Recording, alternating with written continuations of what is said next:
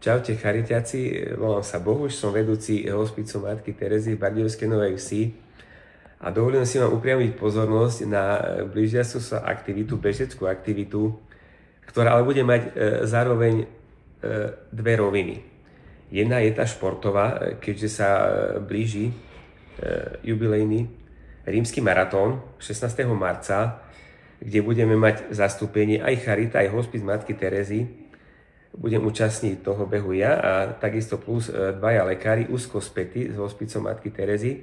A tá druhá rovina, duchovná, nevynímajúc, keďže okrem jubilejného maratónu v Ríme je aj jubilejný rok cirkvi a čo nás zvlášť teší, že účastníkom a členom vlastne nášho realizačného tímu bude aj otec dekán rímskokatolíckej farnosti svätého Egidia v Bardejove. A už teraz sa tešíme na jeho sprievodné aktivity, kde všade a kade nás povodí zoberie. Takže prosím, charitiaci, myslíte na nás, my určite prepojíme beh s hospicom Matky Terezy s charitou, inak sa ani nedá, pobežíme za hospic, pre hospic. Prosím, myslíte na nás a držte nám všetkým palce, myslíte na nás vo svojich modlitbách. Ostávame spolu.